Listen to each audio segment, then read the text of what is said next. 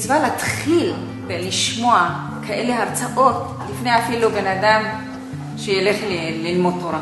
בגלל שכשהוא יהיה לו תזונה נכונה ובריאות טובה לעבוד את הקדוש ברוך הוא, אז הוא באמת, הוא יכול אז לשבת ולהגות בתורה יומם ולילה, כמו שצריך. קודם כל, ממש תודה רבה לך שאתה מחלק בכזאת אכפתיות את הידע שלך, שזה נכס. לא ממש היו לי ציפיות, אבל הייתה לי תחושה שצריך ללכת, כי זה תזכורת של איך לחיות.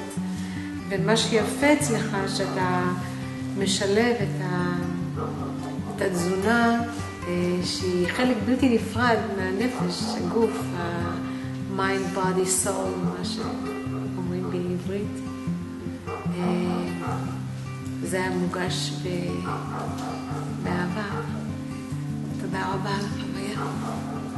אני מאוד התחברתי לנושא של הרכות, שהאישה צריכה להיות רכה ולהכניס את זה ברכות הביתה, כי אני כבר המון זמן מנסה להכניס את זה לבית שלי. אני מצליחה עם הילדים ועם הבעל לא כל כך, אז אני צריכה למצוא את הקטע של הרכות עם בעלי ולהביא את זה הביתה בצורה אחרת כנראה, ועל זה אני צריכה לעבוד. ומה שעוד מאוד התחברתי זה הקטע הרוחני של הלבושים, שלא ידעתי על זה עד היום,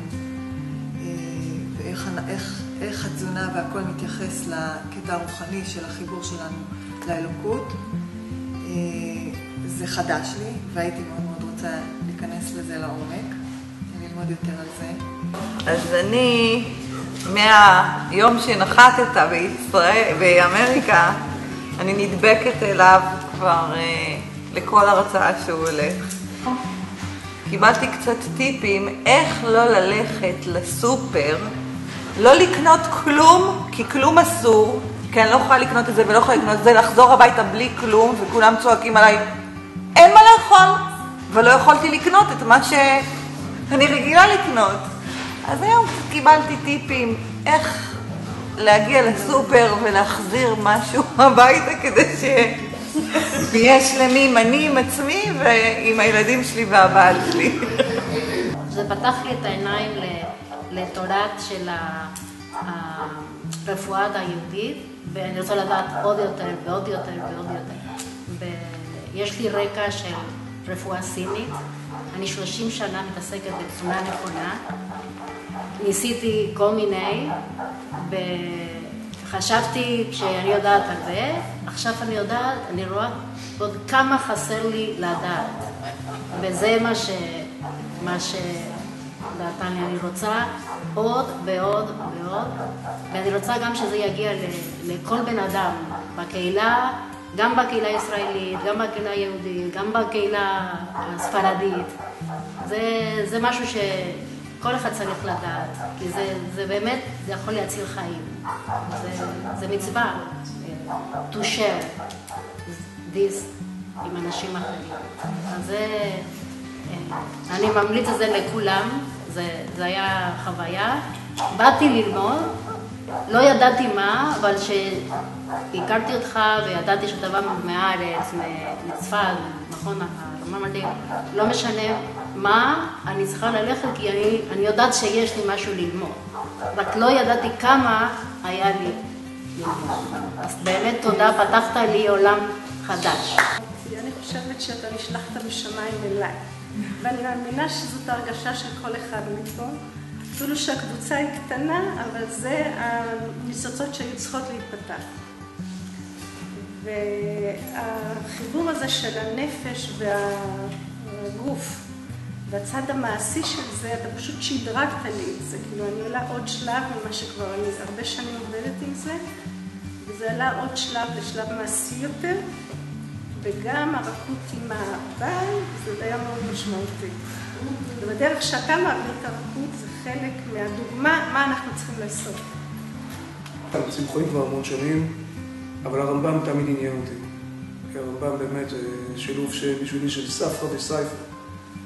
כשאני אומר סייפא לא במלחמה, אבל אחד הרבנים הכי דגולים שלנו, גם רופא מדהים. ויש לי הרבה ביקורת על רבנות. אומרים, אהוב את המלאכה ושנא את הרבנות. אבל אתה בתור רבי זה עשה לך רב. ואתה עומד פה על הרגליים כמעט במשך 12-10 שעות, ובאמת בדפקות וענווה, ואני משוכנע שאתה עושה את זה כבר שנים, עם אלפי אנשים אני מעריך, ועדיין התחושת השליחות שמפעמת בך בכל הכבוד.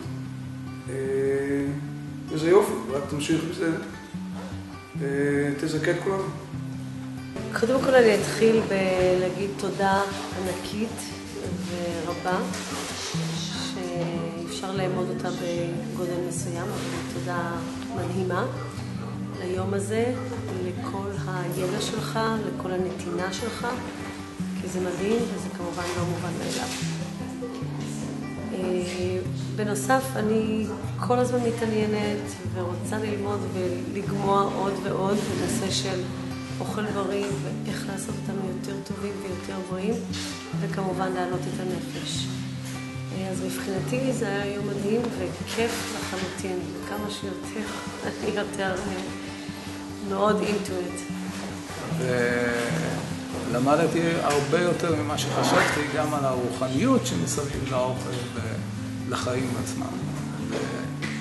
וכאילו רק באנו לפני שעתיים, אבל זה בערך 10 שעות מאז שהגענו יותר. 12 שעות. עבר מהר מאוד ומומלץ לכולם. אהבתי את הפשטות שדיברת, כי לפעמים כשאתה בעניין של תזונה, אתה מתפזר לכל מיני כיוונים, אתה שומע המון דעות וזה נורא מבלבל, אז מיקדת אותי